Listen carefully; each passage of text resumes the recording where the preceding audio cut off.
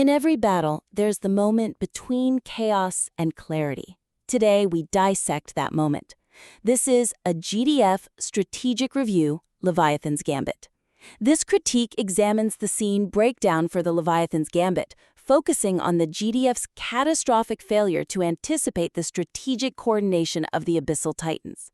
We are jumping right into the core issue here. GDF's arrogance, believing their, meticulous planning could just overcome evolutionary intelligence. Let's start with Major Rostova. The tactical setup, the submersible drones placing charges, the geoanalysis identifying the perfect kill box, it all showcases the GDF's operational excellence, doesn't it? Oh, absolutely. They are confident. Maybe, bordering on hubristic. And Rostova, with her past trauma, she's determined to be decisive this time. However, lies right there, in that very determination.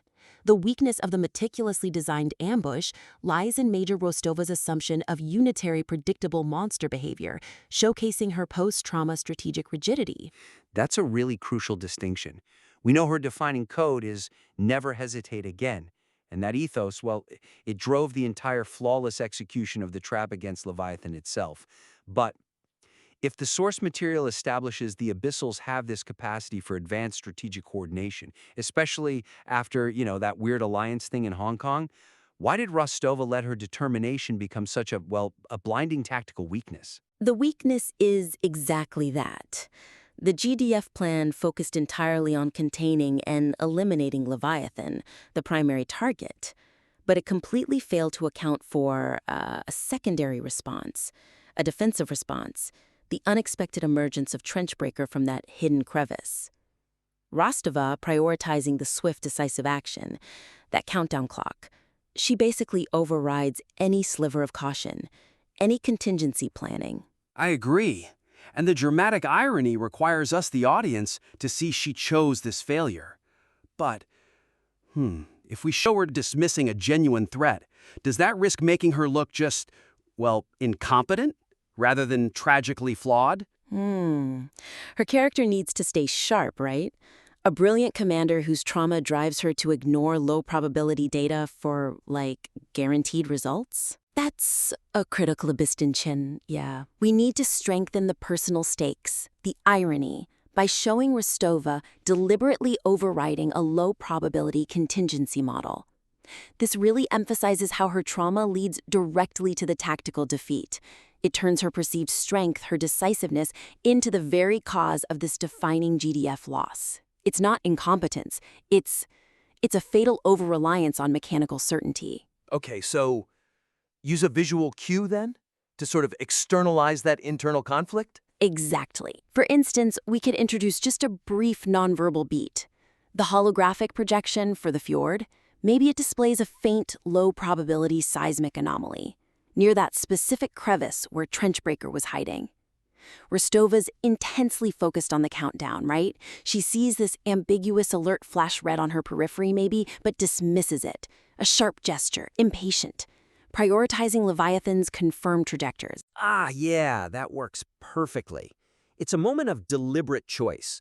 She hasn't got time for, low-probability hypotheticals.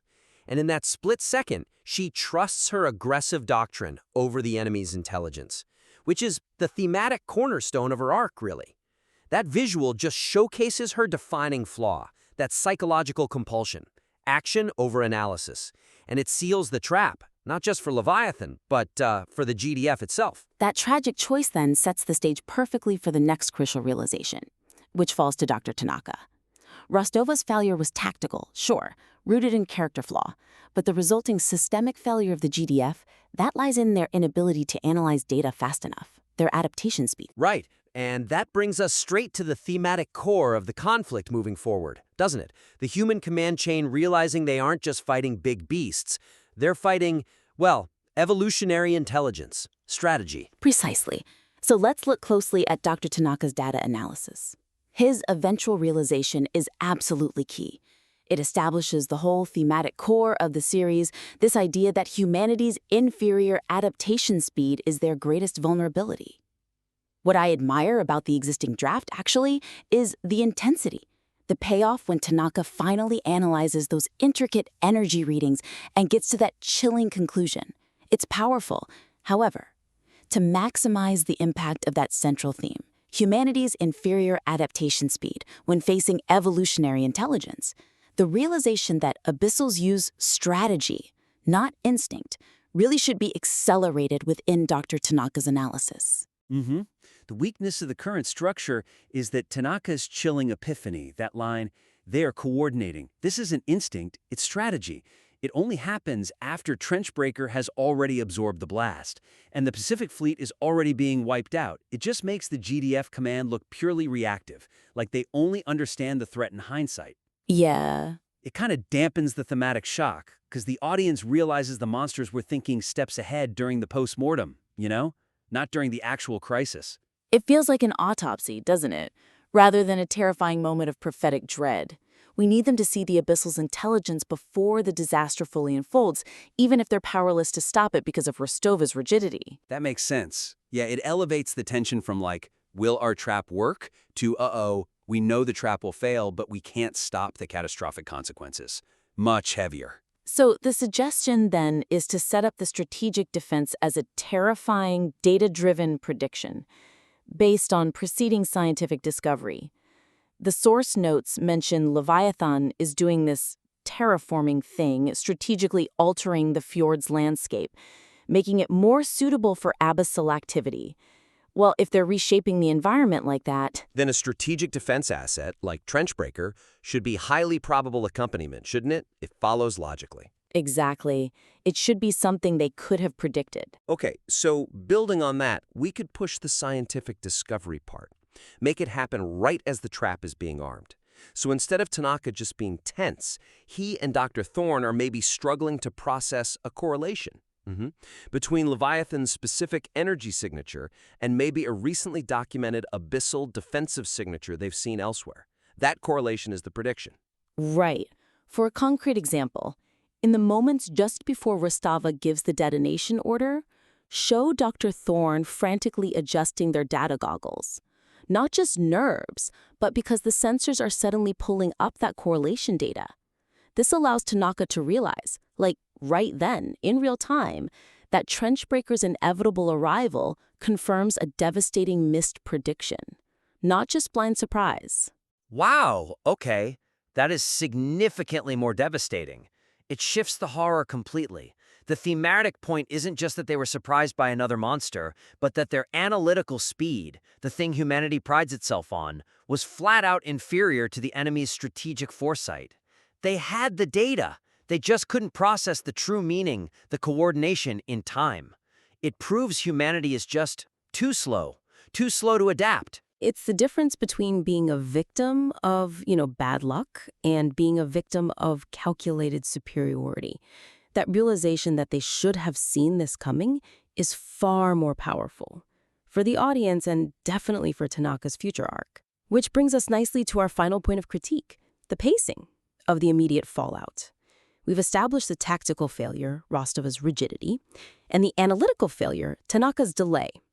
Now we have to deliver the emotional climax that really sells the psychological paralysis, that feeling of being utterly outmatched. Yeah, the sequence captures the initial shock pretty well. Rostova's frozen finger, the disbelief, the panicked shouts, all that's there. But the current version, it leaps very quickly from that shock straight to the systematic destruction of the Pacific Fleet. That rapid jump, it kind of minimizes the agonizing stakes, doesn't it? Exactly. The immediate transition from the failed ambush to the fleet annihilation compresses the emotional arc. It limits the narrative's ability to fully convey the GDF's breakdown. The weakness is that this swift action skips that crucial beat where the command team should be scrambling to warn the exposed fleet. We need to visually underscore their ultimate logistical failure, their inferior adaptation speed and action. I wonder, though, maybe the writer cuts straight to the destruction because they're prioritizing spectacle over the anguish. How do we justify slowing the pace down without losing that momentum from the explosion? And still make the fleet's destruction feel, calculated and swift? Ah, okay. So the suggestion is to insert a beat of agonizing feudal action between the ambush failure and the fleet's destruction. This highlights the GDF's total psychological and logistical breakdown. The key realization for the audience should be that the fleet's fate was sealed not merely by the attack itself, but by the Abyssals adapting faster, adapting to human command systems, and ensuring that retreat order never even got through. Ah, okay. So it's not enough to show them just failing to send the message.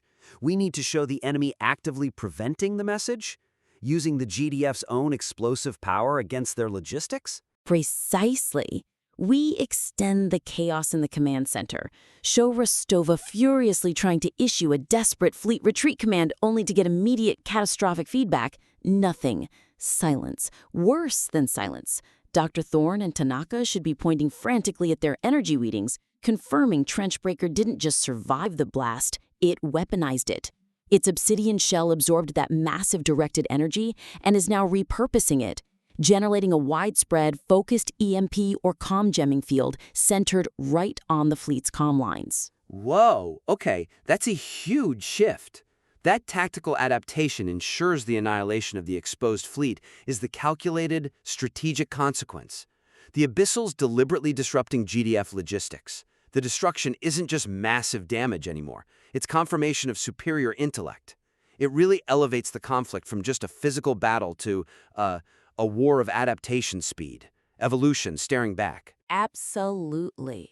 By showing that moment of agonizing futility, Rostova realizing her failure is complete because she cannot even send the warning, we fully sell that core thematic idea, humanity's inferiority. The psychological defeat is complete before the first naval vessel is even hit. That shift from tactical loss to calculated logistical shutdown, that's the moment the audience truly understands. They're facing an intelligent enemy, not just a big, predictable monster. That's the paradigm shift this material needs to set up the future conflict, isn't it? This has been a really constructive dissection of the Leviathan's Gambit. We've outlined 3 primary areas for development that will, I think, maximize the thematic power, ensure the audience grasps the true depth of this catastrophic strategic failure. Right. So, first, enhance the strategic flaw of Major Rostova. Visually show her overriding that logical contingency alert. Link her trauma directly to the tactical failure.